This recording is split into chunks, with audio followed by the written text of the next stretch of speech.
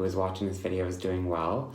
I was going to make a video today, and I wasn't exactly sure what I wanted the topic to be about or what I wanted to focus on or talk about, and I was going to go to a coffee shop and think about it and just see what came up and kind of do something to kind of get out of my own head on today is Saturday. And as I was getting dressed, I felt this overwhelming anxiety of dysphoria. And I thought that I would try and capture it and talk about it while it's here and alive and in the room with me and with my feelings and my emotions. And I think that with dysphoria, I guess it's different for everyone, but for me, dysphoria can feel a little bit like a panic attack mixed with feeling trapped, I guess. I mean, it's hard to put words to it. I think for me, one of the things I think about while I'm getting dressed is how I want to communicate my gender, but also like my sense of style to the world, even for things like going to the coffee shop, which I know is probably not a healthy way to start my day, or, you know, most psychologists would probably find it problematic that I care so much about what other people think. But I do feel like I think about that, but then I also think about, how much do I look feminine? Do my shoulders look too broad? Does my waist look too narrow?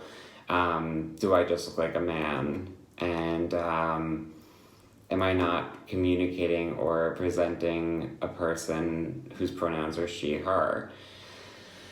And that is a tricky one. It is a hard line to walk. And I put on a couple of different things this morning, and everything I put on, I felt like my shoulders were this wide and my waist was this wide. And I'm not complaining about having a narrow waist, but when it's, compared to what are very sort of broad shoulders, it can, look like a very sort of masculine V shape. And then, I look at myself and I say, okay, let me change it to this, let me change to that. And then I start to go into this like impossible to relieve spiral of going through my closet and trying to find something that will make me feel comfortable in my skin. And it's really hard. It's hard to, to feel that much pressure just to like go out of the house and go to a coffee shop. And I think a lot of it is like I do it to myself. I don't think that, I don't think that no one's waiting for me to go outside and assess what I'm wearing. It definitely is a hobby in a lot of ways. But that hobby tends to sometimes turn into something that is very unhealthy for me, and I get very obsessive about it, and I assume that the way that I look or the way someone might read my gender somehow then informs who I am. And I think that that's obviously really super unfair to do to myself. And sometimes it's like, it's just something that I can't control when that dysphoria comes up, because ultimately, like, I still have the same body and the same proportions, but there are times when it slaps me in the face and punches me in my heart. And then there are other times where I feel good.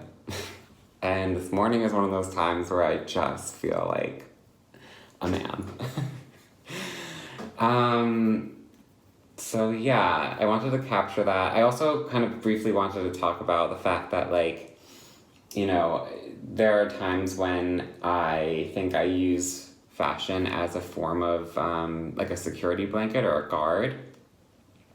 And new clothes hold a certain magic and a certain power that when I wear them, they are somehow able to alleviate and distract from feeling dysphoric.